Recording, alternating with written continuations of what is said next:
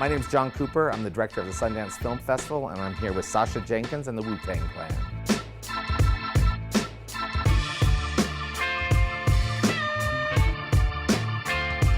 How do you tell 25 years of Wu-Tang in an hour and 29 minutes? It's not possible. It would have been another made-for-television, hey, here's the history of Wu-Tang, guys. Like, it's been done.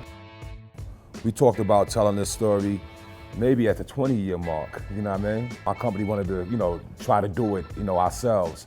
But we wasn't really properly prepared. We got some cool footage, which was, you see used in the film, but it was Sacha Jenkins and his resonance of our story. There was a resonance there.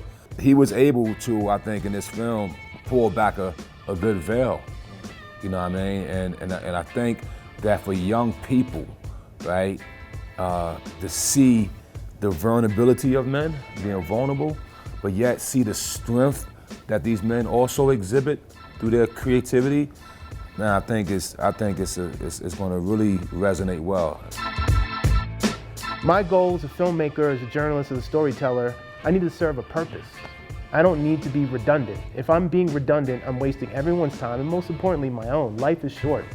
So if I'm gonna invest my time and my passion in something, it has to be something I really believe in. And obviously their story is something I can relate to. I think it's important, and I think more people need to understand it, because we all, as Americans, stand to benefit from understanding this great American group story. Someone else can do a fine film, which I told RZA. And I said to him, hey, you can go with them, and it'll be fine, but it ain't gonna be what I'm gonna do. Because I am of it, while everyone's looking over here, I'm looking over here. And what's going on over here might actually be more important than what's over here. Me and Ghost was talking about it last night, not to be jumping on, but we were saying, yo, we actually haven't seen a hip hop documentary like this. Part of my job is also making something that my people can say, all right, that's a good representation of who we are, and then people who aren't like me can feel like they can join and understand on their own time and on their own level. That's a big part of it.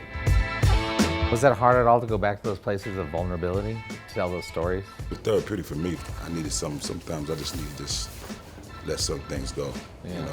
And when I looked on the screen and saw how I was when I was a kid, I was like, damn. What was he thinking? He was thinking crazy back then, his whole mindset was different compared to the man I am now. He came a long way. It was like, wow, okay. It's still here, 25 years still. It's beautiful.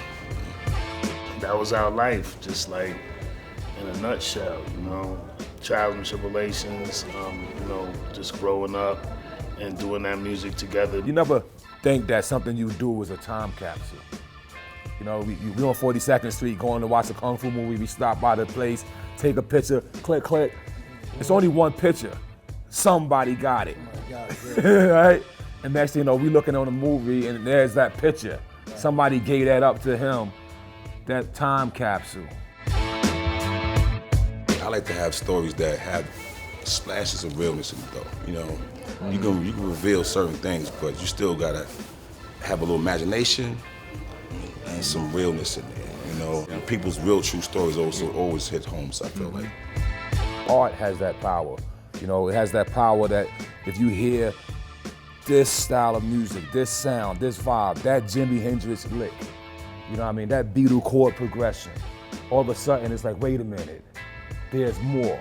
And then it pushes the whole art form forward.